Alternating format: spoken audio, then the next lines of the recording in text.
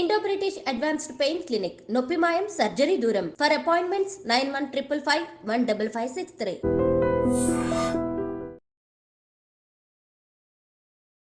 అందరికీ నమస్కారం. నేను Swaroopa Potlapalli. Welcome to I dream. ఒకే జన్మలో రెండు జీవితాలను అనుభవించేవారు ట్రాన్స్జెండర్స్. అంకితా రాజ్ ఎపిసోడ్ తర్వాత అనేక ప్రశ్నలు తలెత్తుతున్నాయి. ముఖ్యంగా ట్రాన్స్జెండర్స్ ప్రేమ, పెళ్లి, ఇతర రిలేషన్స్ మీద పెద్ద చర్చ జరుగుతోంది. ప్రస్తుతం నాతో పాటు ఆస్ట్రో సైకాలజిస్ట్ ఎస్వి నాగ్నాథ్ ఉన్నారు. ఆయనతో మాట్లాడి అసలు ఈ ట్రాన్స్జెండర్స్ సైకాలజీ ఎలా ఉంటుంది, వాళ్ళతో ఎలాంటి శారీరక సుఖం ఉండదని తెలిసి మగవాళ్ళు ప్రేమ, పెళ్లి పేరుతో వాళ్ళతో రిలేషన్లోకి ఎందుకు వెళ్తున్నారు, డబ్బు కోసమేనా, ఎంజాయ్మెంట్ తర్వాత వీళ్ళని వదిలేస్తున్నారా, ఇలాంటి విమర్శల్లో నిజమెంత, వీటన్నిటి మీద ఆయనతో మాట్లాడదాం. నమస్తే నాగ్నాథ్ గారు. అంకితా రాజ్ ఎపిసోడ్ని మీరు ఫాలో అవుతూనే ఉన్నారు కదా, అంటే జస్ట్ మనం దీన్ని ఒక ఎగ్జాంపుల్గా మాత్రమే మాట్లాడుకుంటున్నాం ఈ కేసుని. అసలు ఈ ట్రాన్స్జెండర్స్ అనే వాళ్ళ సైకాలజీ ఎలా ఉంటుంది? Straight to the point, madam. Transgender is a proven clinically psychiatric one of the disorder. According to the psychology, it is emotional issue. According to the psychology, it is a proven emotional issue. But no transgender never likes themselves how they are. వాళ్ళు ఎలా ఉన్నారు, వాళ్ళ పుట్టుకత ఎలా ఉన్నారు అన్నది వాళ్ళకి ఇష్టం లేకపోవడం వల్లనే they wants to be like someone.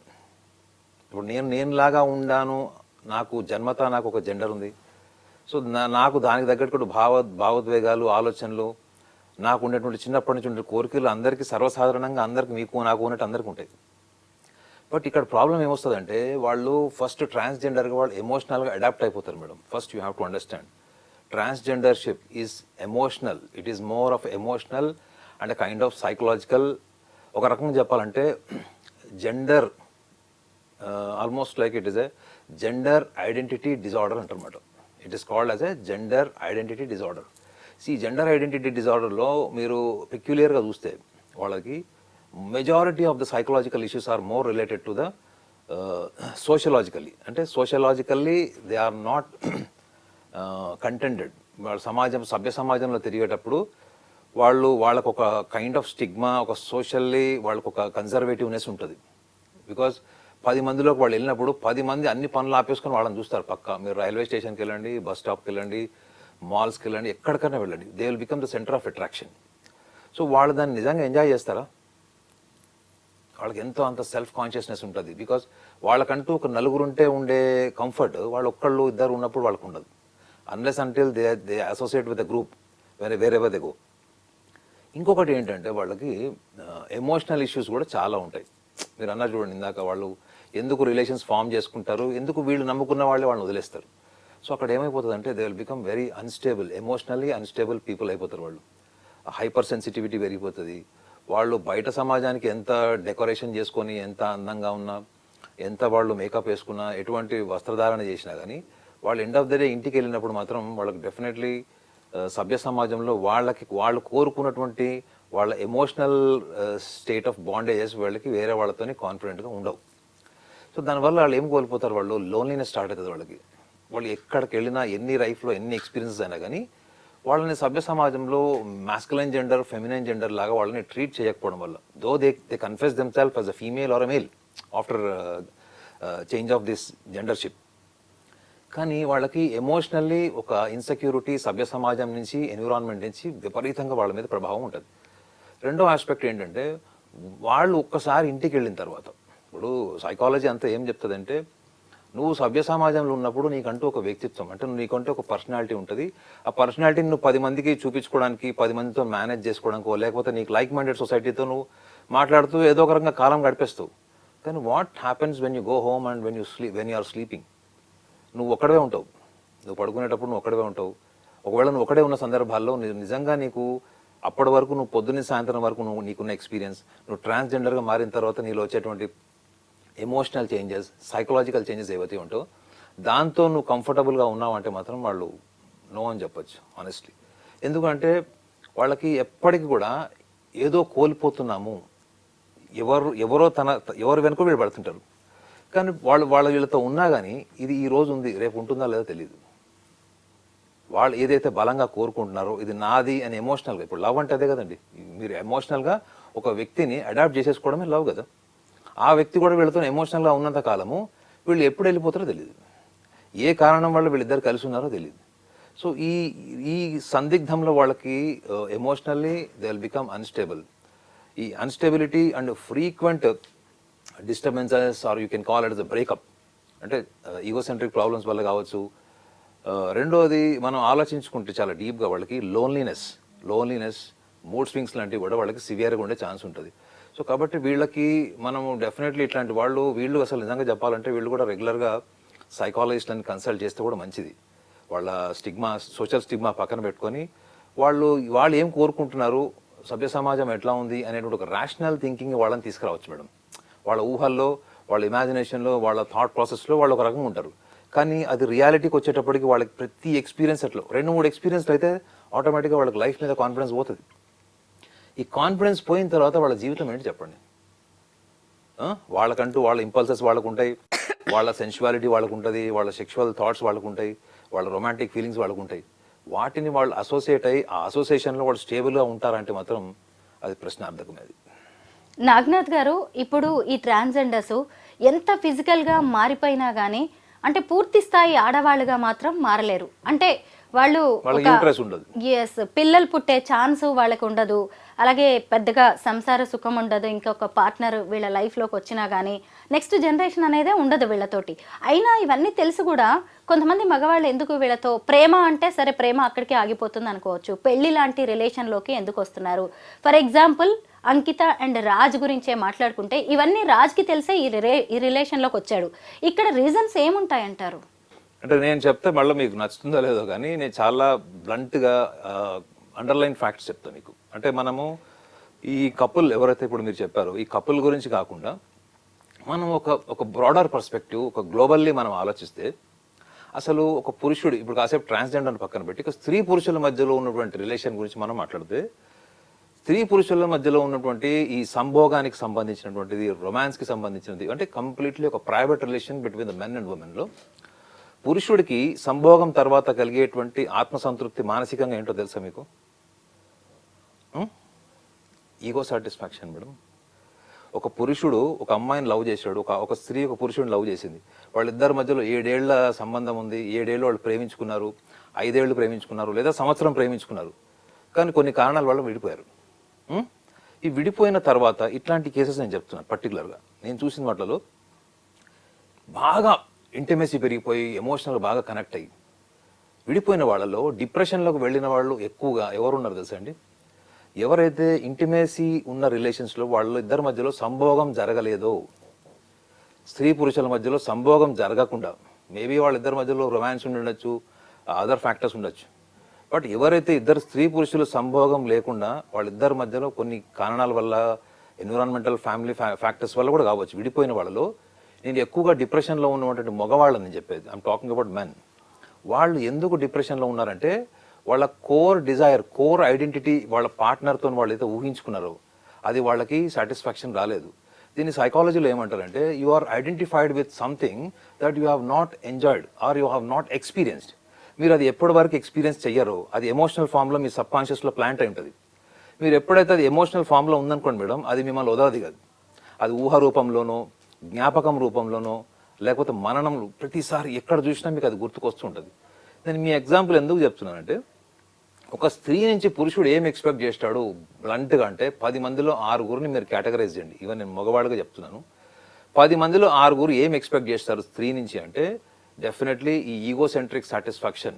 మనం ఫిలాసఫికల్గా ఏం చెప్పుకుంటాం, సోషలాజికల్గా ఫిలాసఫికల్గా మనం ఏం చెప్పుకుంటాం, వాళ్ళిద్దరు ప్రేమించుకున్నారండి, అన్యోన్యమైనటువంటి ప్రేమికులు వాళ్ళు, ఇక లైలా మజ్ను అని రకరకాలు చెప్తారు. కానీ కోర్ డిజైర్ అన్కాన్షియస్లో ఏముంటుంది అంటే definitely they want to reach the core pleasure between the 2 genders. So ఇక్కడ మీరు ఆలోచించాల్సింది ఏంటంటే ఈ కోర్ డిజైర్లో పురుషుడు స్త్రీ పట్ల ఈ మనకి సైకాలజీ జర్నల్స్ ఉంటాయి కదా మేడం, ఈ జర్నల్స్ చేసినటువంటి రీసెర్చ్ ఏంటంటే పురుషుడు ఎక్కువగా పెనెట్రేషన్ తర్వాత, ఎజాక్యులేషన్ తర్వాత ఒక type of satisfaction, ego satisfaction పొందుతాడు. అప్పుడు ఏమనిపిస్తుంది తెలుసా పురుషుడికి, తాను ఆధిపత్యం వహించాను, ఈ హాజ్ డామినేటెడ్ ఉమెన్, ఈ హాజ్ కాంకర్డ్ ఉమెన్ అనుకునేటువంటి. నేను చెప్పేది 10 మందిలో 6 గురించి మాత్రమే చెప్తున్నాను, 10 మందిని నేను కేటగరైజ్ చేయట్లేదు. సో స్త్రీకి పురుషుడితో ఉన్నటువంటి సంభోగం కాలంలో ఆమెకి పెనట్రేషన్ కంటే ఎక్కువగా ఆమెకి ఓరల్ సెక్స్లో ఎక్కువ సాటిస్ఫాక్షన్ ఉందన్నది ఈ సైకాలజీలో, ఈ సెక్స్ అండ్ సైకాలజీ జర్నల్స్ కొన్ని రిపోర్ట్స్ రాశారు. ఇది ఎప్పుడు నేను ఒక 11-12 years బ్యాక్ చదివాను.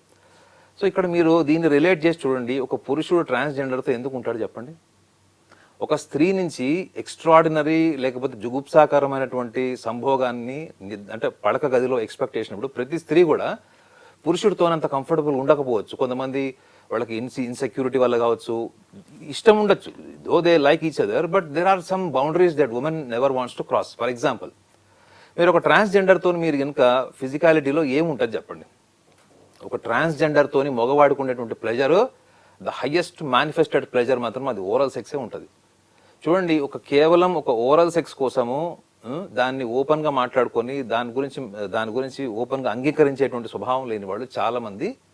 ఇది నా ఒపీనియన్ గా నేను చూసిన కోణంలో అసలు ట్రాన్స్జెండర్స్ వీళ్ళు ఎందుకు విడిపోతున్నారు అంటే నేను అనాలిసిస్ చేసింది నేను చెప్తున్నాను మీకు. నాగనాథ్ గారు, ఇక్కడ చూసినప్పుడు ఈ అమ్మాయి అంకిత తను ట్రాన్స్ అయినా సరే ఇలాంటి నార్మల్ పర్సన్ తనని పెళ్లి చేసుకున్నాడు అని చెప్పి కొంచెం హ్యాపీగా బిల్డప్ ఒక గొప్పగా ఫీల్ అయ్యి ఉండొచ్చు కదా తను.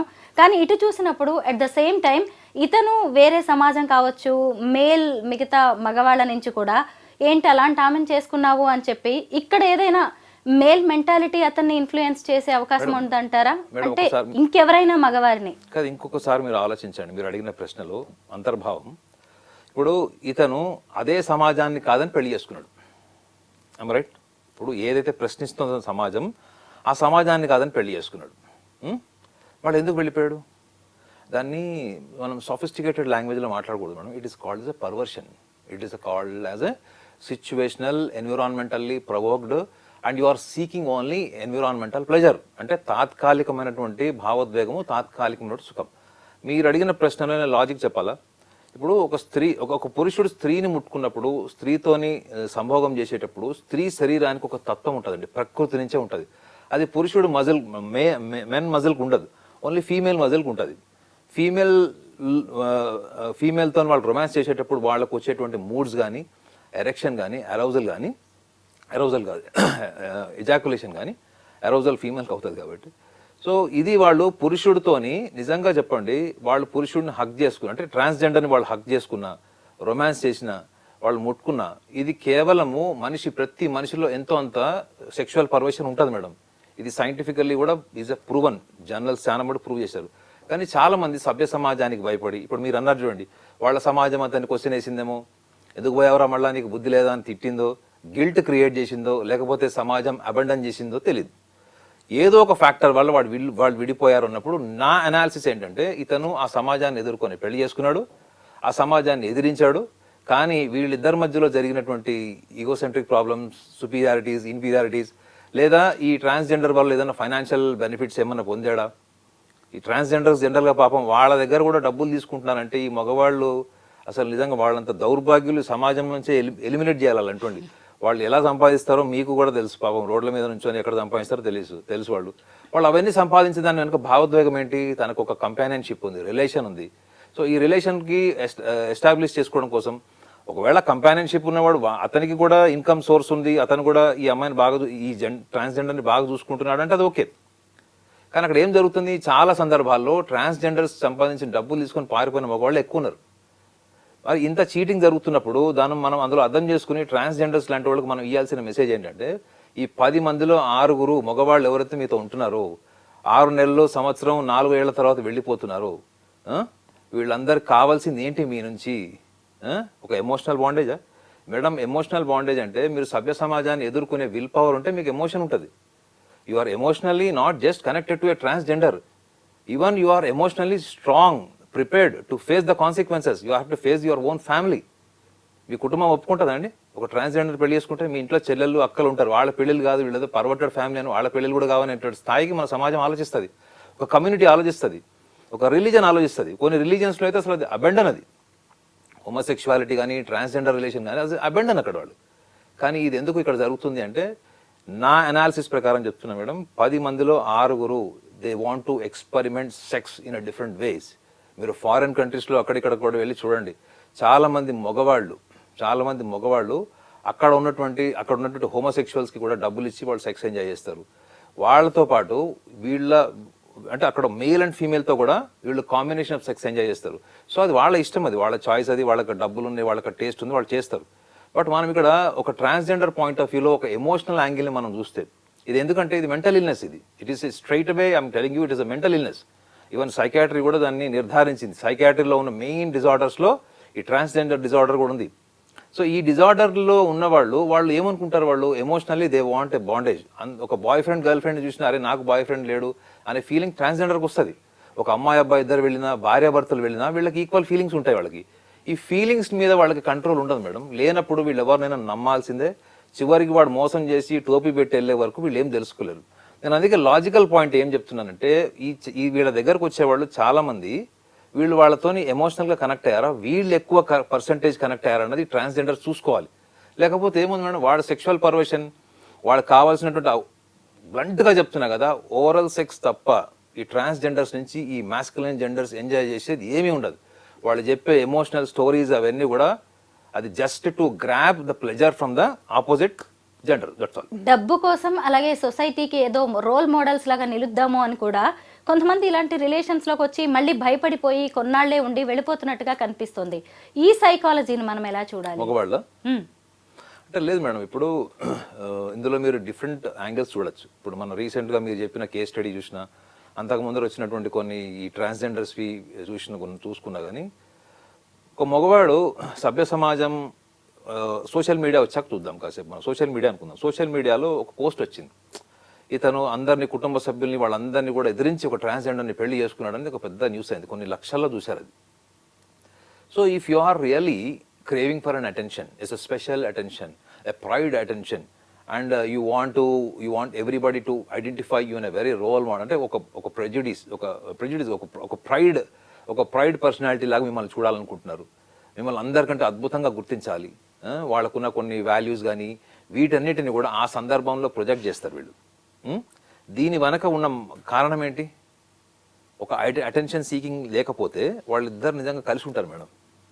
మీరు అన్నారు కదా సైకాలజీ అంటే, వాళ్ళు నిజంగా if it is not mentally they are seeking only attention, if they are not seeking only attention, they want even values come in between the relation, they want to travel together throughout the life. So అక్కడ వాళ్ళు విడిపోయే అవకాశం ఉండదు madam. ఒకవేళ విడిపోయే అవకాశం వస్తే కూడా ఇద్దరు ఎవరో ఒకళ్ళు కాంప్రమైజ్ అయ్యి వాళ్ళు they will remain in the relation. అది లేరు అంటే మాత్రం డెఫినెట్లీ ఈ సోషల్ మీడియా వచ్చిన తర్వాత అయితే అదొక పెద్ద డ్రామాటిక్ కేసెస్ కూడా చాలా చూసాం. మీరు అనకూడదు కానీ చాలా మటుకు ఇప్పుడు మీరు చెప్పిన కేస్ స్టడీలో కూడా ఎంతో అంత సోషల్ మీడియా ఐడెంటిటీ, ఆ డ్యాన్స్ మూమెంట్స్ అవన్నీ కూడా మనం చూసాం. సో మనకి వాళ్ళు ఏం చేస్తున్నారు, ఒక వన్ వీక్లో లేదా ఒక వన్ మంత్లో మనం సెలబ్రిటీ అయిపోవాలి, లేదా people should be recognize us in a different manner. After 1 month, 2 months, we get into the quarrel, we fight on the streets, and whatever it happens, no matter whether I am recognized or not, in any form, in a positive manner or a negative manner, am I identified or not by the social media? So, ఇటువంటి mind set ఉన్న వాళ్ళు ఇందులో లేరని మీరు అనుకుంటున్నారా? So ఇది కేవలం just to become popular, identified person and socially recognized. వీళ్ళకి ఏదో పెద్ద ఫస్ట్లో పెళ్లి చేసుకోగానే సోషల్ మీడియా అంతా ఆహా ఊహో అని పొగిడి దానిలో రకరకాలుగా ఇది చేస్తారు, కొన్ని వందల సైట్లు వచ్చేస్తుంది. But what happens after 1 year?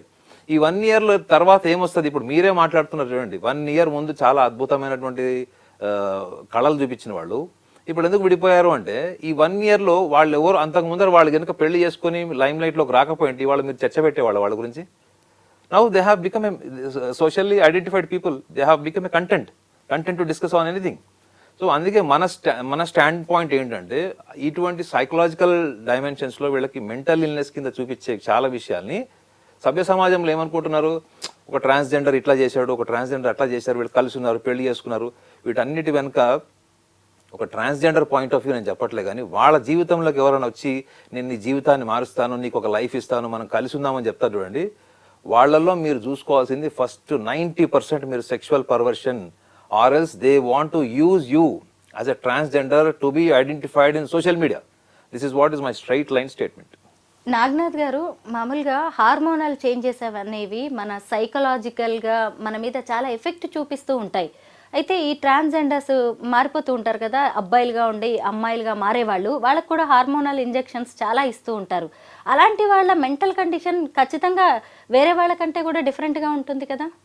అంటే ఫస్ట్ మీరు అర్థం చేసుకోవాల్సింది ఏంటంటే ఇది హార్మోనల్ కింది కన్నా it more emotional madam, more emotional, psychological and emotional. So ఎందుకంటే మనకి ఈస్ట్రోజన్ హార్మోన్స్ గురించి చెప్తారు, ఎక్సెసివ్ ఈస్ట్రోజన్ హార్మోన్స్ మనకి ఫీమేల్ ఎక్కువ ఉంటాయి. సో ఇక్కడ మనం అర్థం చేసుకోవాల్సింది ఏంటంటే వీళ్ళు బాడీ ట్రాన్స్ఫర్మేషన్ అంటే కంప్లీట్గా వీళ్ళ శరీరంలో ఆర్గన్స్ అంటే వాళ్ళు మగవాళ్ళు ఆడవాళ్ళగా మారితే ఫీమేల్ అపియరెన్స్ కోసం వాళ్ళు రకరకాల ట్రీట్మెంట్స్ చేయించుకుంటారు. దాని సైడ్ ఎఫెక్ట్స్ అంటున్నారు మీరు. దాని సైడ్ ఎఫెక్ట్స్ మాత్రమే కాదు మేడం, ఆ పెయిన్ వల్ల వచ్చేటువంటి సైకలాజికల్ ప్రాబ్లమ్స్ కూడా ఉంటాయి వాళ్ళకి. సో వాళ్ళు తీసుకున్నటువంటి ఆ కెమికల్స్, బాడీలో ఇంజెక్ట్ చేసుకున్నటువంటి injections, what ever it is. So ఇప్పుడు చాలా మందికి కూడా ఇటువంటివి ఇమీడియట్గా వాళ్ళకి తెలియకపోవచ్చు, కానీ గ్రాడ్యువల్గా వాళ్ళ లైఫ్లో చాలా ఎఫెక్టివ్గా ఉంటాయి. ఈ ఎఫెక్టివ్నెస్ వాళ్ళకి ఎప్పుడు తెలిసే పాసిబిలిటీ ఉంటుంది, ఎందుకంటే దాని మీద రీసెర్చ్ ఇన్ఫర్మేషన్ అయితే ఐడియా లేదు. బట్ తెలిసే పాసిబిలిటీ ఎప్పుడు ఉంటుంది అంటే మీ బాడీ ఎప్పుడైతే కెమికలైజ్డ్ అయిందో, అంటే ఎక్స్టర్నల్ ఫ్యాక్టర్స్ ఏమైనా మీ బాడీని ఇన్ఫ్లుయెన్స్ చేస్తున్నాయి. మనం మందు కొడితేనే ఎట్లా అయిపోతారు మేడం మనుషులు, మద్యం సేవిస్తేనే ఎట్లా అవుతారు just for a time being. So వీళ్ళైతే డైరెక్ట్గా వాళ్ళ బాడీ నేచర్ని ప్రకృతికి విరుద్ధంగా వీళ్ళు తయారు చేస్తున్నప్పుడు వీళ్ళకి ఎప్పుడైతే డౌన్ఫాల్ వస్తుంది చూడండి, డౌన్ఫాల్ కానీ వీళ్ళకి లేకపోతే ఫైనాన్షియల్ ఇష్యూస్ వస్తాయి, వీళ్ళు ఎప్పుడైతే వీళ్ళ పార్ట్నర్తో సివియర్గా డిస్టర్బ్ అవుతారో అప్పుడు వీళ్ళు వాయిలెంట్ అన్నా కావచ్చు, కంప్లీట్గా వాయిలెంట్ అవ్వచ్చు, యాంటీ సోషల్ యాక్టివిటీస్లో కూడా ఉండొచ్చు. చాలా మంది ట్రాన్స్జెండర్స్ మీకు చూడండి యాంటీ సోషల్ యాక్టివిటీస్లో ఉన్నారు.